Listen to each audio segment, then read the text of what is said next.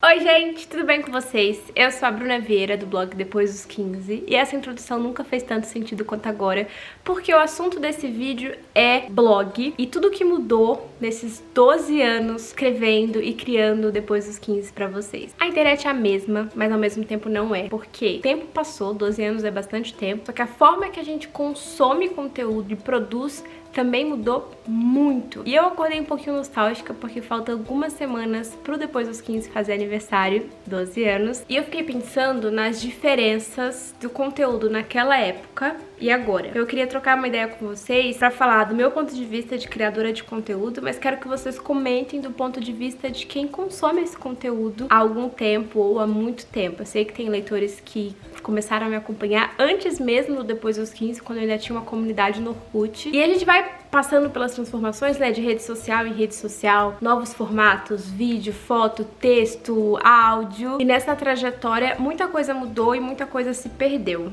E é sobre elas que a gente vai conversar hoje.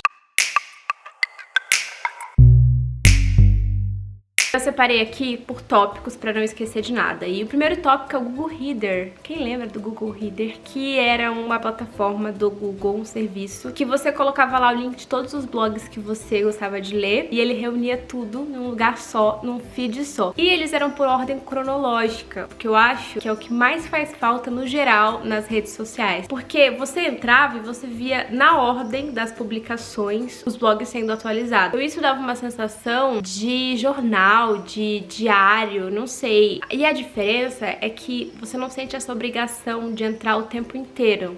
Eu, pelo menos, tinha um ritual. Todo dia à noite eu vou ler os posts que os meus blogs favoritos fizeram. Eu entrava e tava lá. Tal pessoa postou às 8, tal pessoa postou às 10, numa ordem. Então era uma experiência diferente. Eu sabia que o conteúdo que eu mais gostava ia estar lá me esperando. Porque eu escolhi ele. E não porque uma empresa, uma plataforma decidiu que tal coisa era mais relevante pra mim. A sensação de controle era maior e eu gostava disso.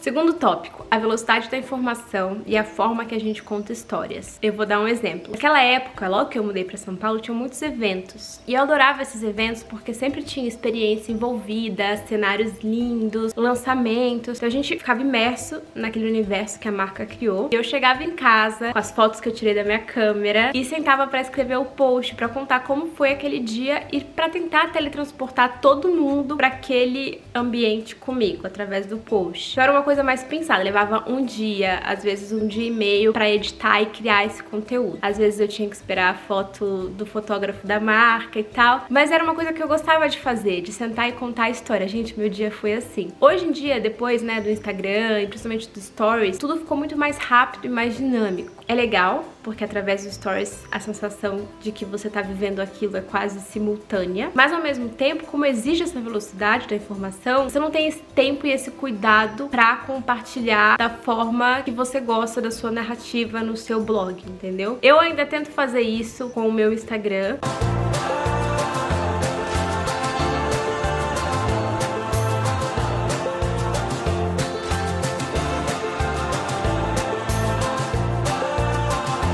Esse ano não teve evento, mas ano passado, pra quem me segue, sabe que eu curto olhar, perceber o que aqui é relevante pra mim, o que aqui é relevante pra minha audiência, mas a forma de criar esse conteúdo é completamente diferente do que era em 2009, 10, 11, 12, 13, até 14 eu acho que ainda era assim.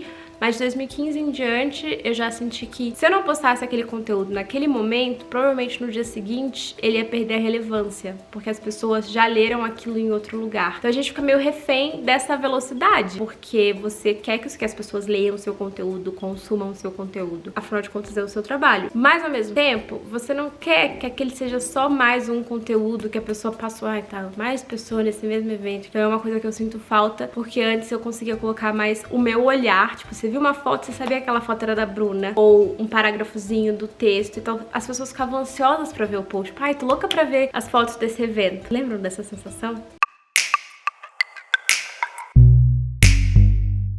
Terceiro tópico, esse tem a ver com vocês. Eu acho que as pessoas pensavam mais pra comentar naquela época. Por quê? Quase sempre o rosto da pessoa tava ali no campo de comentários e era uma discussão sobre um post, sabe? Sobre uma coisa que você acabou de ler, vários parágrafos ou muitas fotos que você acabou de ver. No Instagram, até porque a maioria das pessoas não abre o computador, né, pra comentar, é sempre pelo celular, corrido, tá no transporte público ou tá no elevador, comenta rapidinho, responde rápido. Então não dá tempo da pessoa amadurecer aquela ideia, tipo aquele conteúdo que ela acabou de ver e fazer o comentário. As pessoas querem reagir muito rápido. Até eu acho que as redes sociais no geral têm um incentivo pra você fazer um comentário mais engraçado e ser o comentário com mais like. Então as pessoas comentam correndo sem nem pensar direito. E não é todo mundo que faz isso, óbvio, mas às vezes isso impulsiona um sentimento de ser engraçadinho, de ofender os outros, de falar algo sem pensar que do outro lado da tela tem uma pessoa com sentimentos que vai ler aquilo e que pode machucar. Então, eu leio os comentários, levo em consideração os comentários, mas eu sinto que naquela época era bem menos agressivo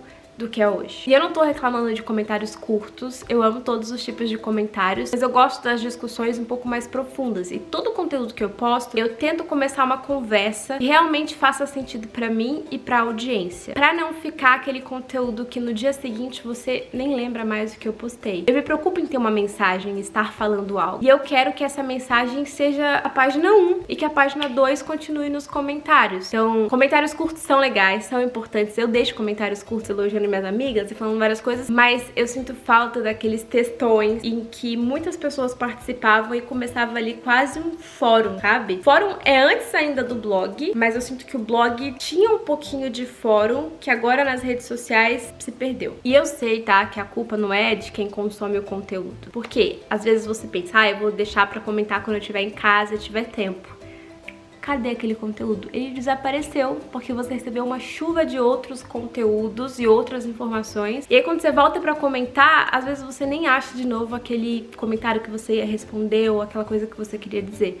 Então, a forma que a plataforma é construída não colabora pra isso que eu tô falando que eu sinto falta, que são essas conversas maiores. Eu sei que talvez o grupo do Facebook ou o grupo do Telegram, o WhatsApp, sejam lugares que essas discussões aconteçam, mas quase sempre nem todo mundo tá nesses lugares, então é uma discussão mais limitada com uma bolha fechada dentro daquele grupo. Ainda falando sobre velocidade do conteúdo, eu sinto que o Instagram, eu até já sugeri isso pra eles numa reunião que eu fui lá, eu falo com todos os meus amigos criadores, eu sinto muita falta de uma busca dentro das redes sociais, dentro do Instagram principalmente. Então, por exemplo, eu fiz uma viagem e nessa viagem eu dei várias dicas de lugares pra visitar, lugares pra tirar foto, hospedagem barata, e eu postei no meu perfil do Instagram. Depois de um mês, esse conteúdo já desapareceu, e se você quiser ter acesso a esse conteúdo, a não ser que eu crie uma bolinha com destaque pro stories ficar salvo ali, ou você desça o feed até aquela publicação, é difícil de achar, não é simples. Aí as pessoas tentam colocar hashtag, tipo, Bruna Viagem, não sei o quê, mas não funciona no geral, sabe? Não é intuitivo, você não consegue rapidamente chegar àquele conteúdo, porque eu sinto que a tendência das redes sociais é isso, é criar mais, você precisa mais informação. O blog era uma das coisas principais, assim, de criar uma plataforma feita para o usuário ter uma experiência boa dentro do blog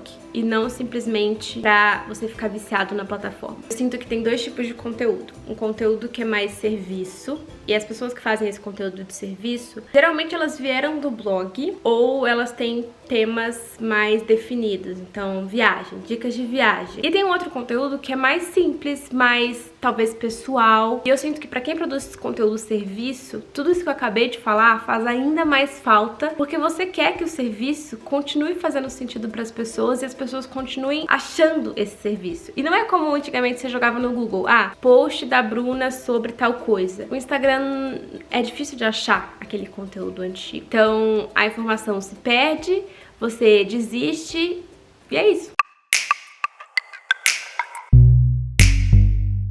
A Bru Tavares, que não é a mesma pessoa que eu, no Twitter esses dias falaram, gente, hoje eu descobri que a Bruna Vieira e a Bruna Tavares são pessoas diferentes. Como assim? Mas a Bru Tavares fez um post no Instagram com uma pergunta e eu fiquei pensando nisso muito tempo depois. A pergunta era, você cria conteúdo pra quem te acompanha ou você cria conteúdo pra quem ainda não te acompanha? Não sei se essa pergunta fez sentido pra você, mas pra mim bateu.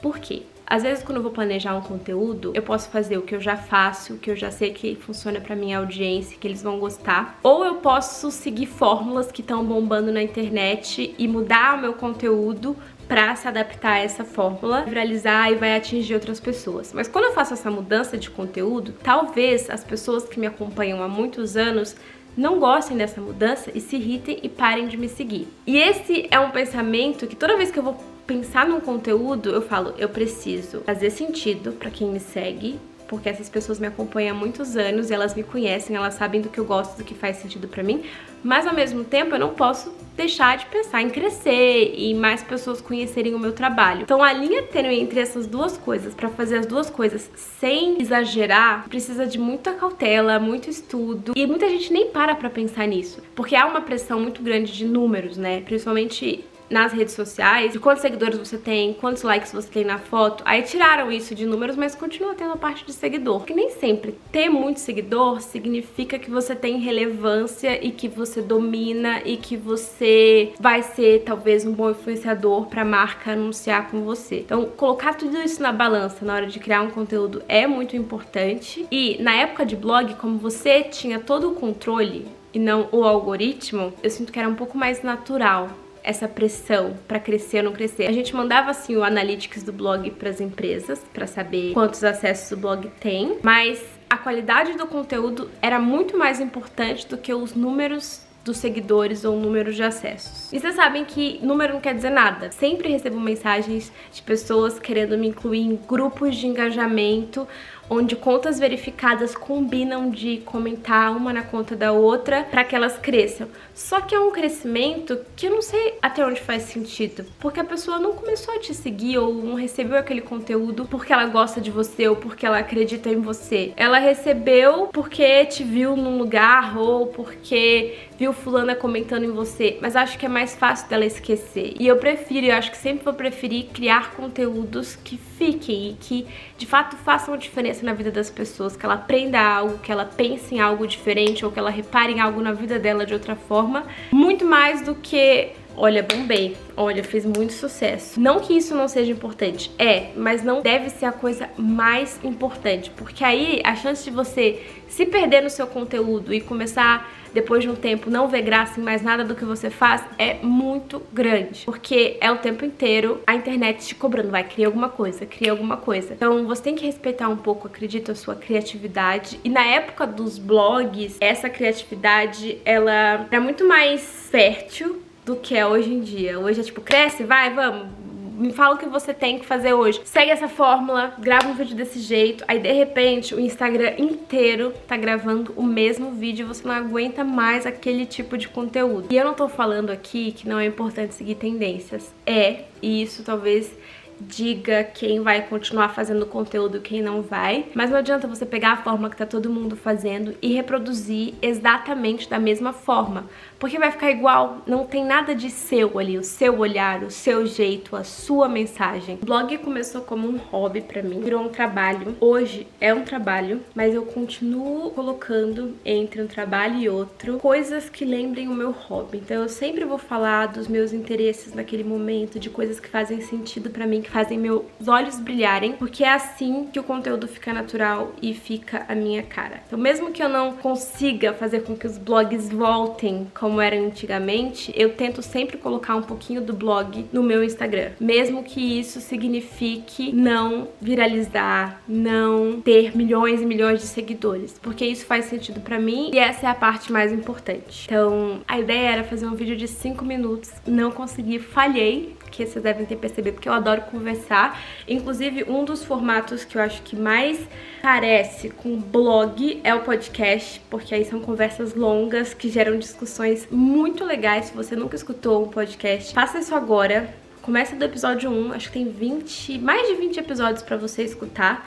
E acho que hoje o formato que mais me lembra post no Depois dos 15. Se você gostou dessa discussão, dessa conversa, me conta aqui embaixo quais blogs vocês costumavam acompanhar, quais blogueiras ou blogueiros vocês continuam seguindo, mesmo que o formato tenha mudado completamente, e o que vocês trariam de volta daquela época pra agora. Contem aqui nos comentários que eu tô ansiosa pra ver. É isso, um beijo pra vocês, obrigada pela companhia e até o próximo vídeo. Tchau!